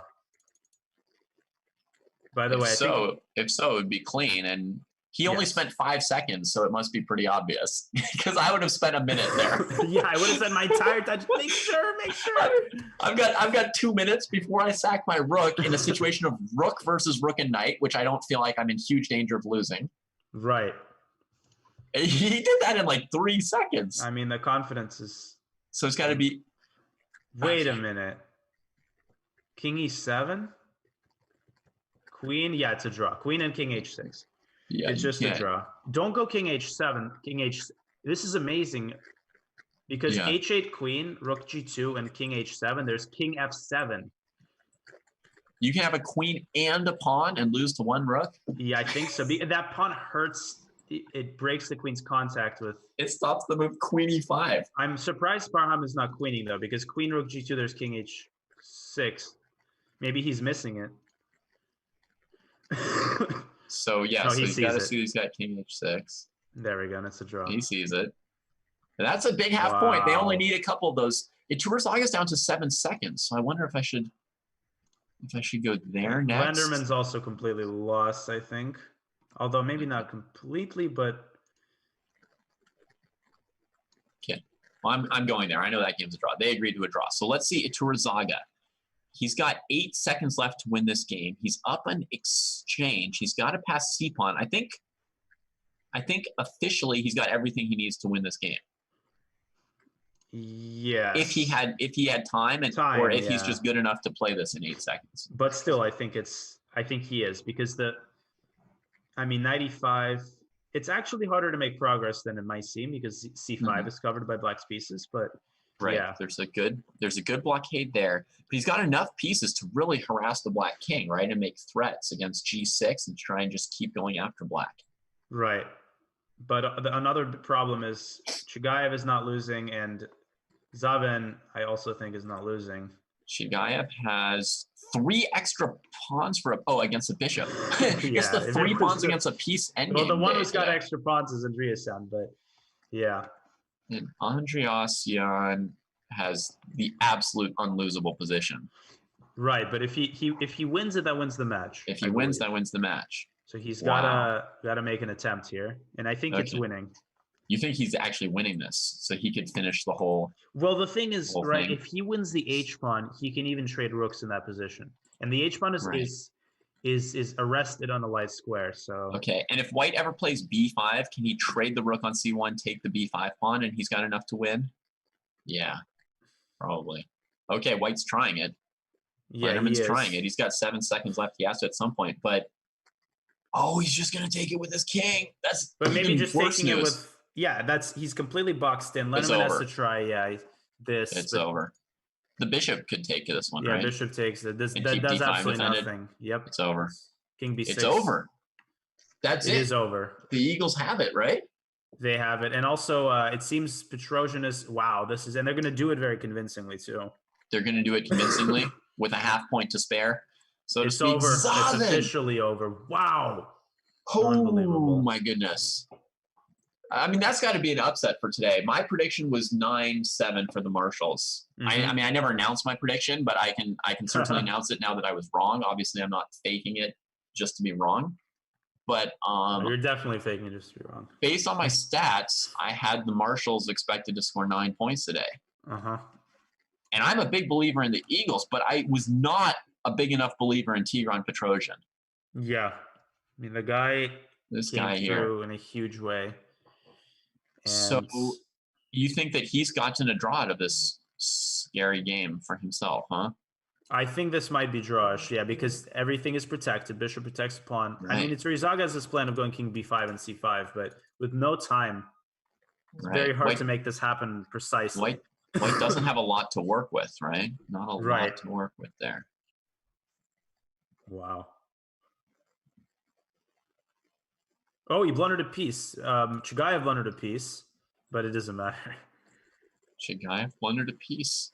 He's now Yeah. down 2 pieces. He resigned. And but- Fedoseev wins, which may make the match seem super close, right? Right. But since the Eagles have 8.5, Oh, and Petrosian's gonna 82? win. 82. We shouldn't have looked away for a second. Petrosian 3.5 out of 4. Unbelievable. Are you kidding me? This horrible opening, bad position throughout the middle game, down in exchange in the end game, and he still can't go down? How did he pull that out? I mean, a draw under some circumstance I can understand. To win that position is unbelievable. Okay, well, I'm just going to look at move 69. Knight f5 was played, threatening h3. Right. Bishop g2 to deal with it. Knight e3 hits c4, leaving d6 hanging. And Iturzaga took it, but as soon as this rook comes off of a2, he loses. A2. Oh my god. Because everything is defended. Look at this knight. So he underestimated this knight e3 move, and then he had like a few seconds and didn't really know what to do. Wow. Well, there's nothing to do. The pawn promotes. Pawn promotes. D1 is covered. Wow. Crazy. Crazy match. What a match. That is crazy. Wow. The Eagles showed some more depth and strength. I mean, I've thought that they were one of the 2 top teams in the league along with the Bishops all season, but that was largely because of Shant and Haik. I mean, 2 of their players who I thought were core to the team were not here today, and they still beat this amazingly strong Marshals team. Right. Wow. Well, everybody, we'll be back in a moment with an interview with somebody from the Eagles organization. So stay tuned for that. We'll hear about their plans to return to the Final Four. And yeah, we'll be right back.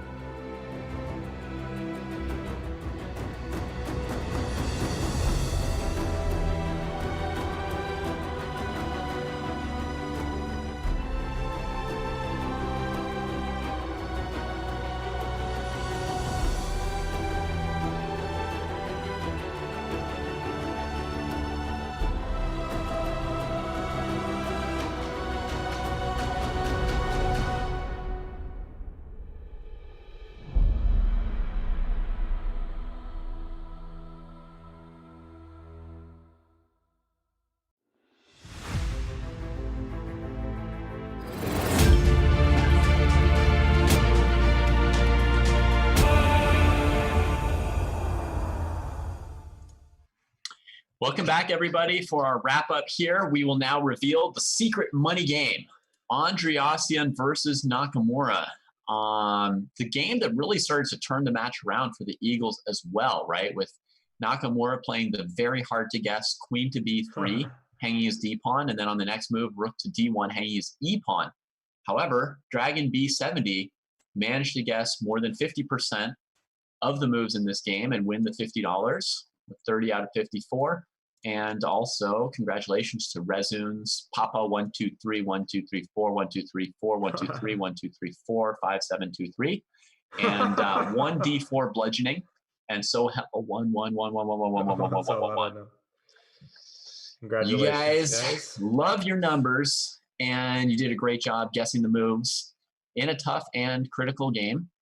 So well done to all of you. For those of you who didn't win anything today, your next chance is tomorrow between 9 and 11 a.m. Pacific. We will have the Chess Bras against the Chicago Wind and another secret Guess the Move game. So that will be your next chance to win cash or premium memberships. And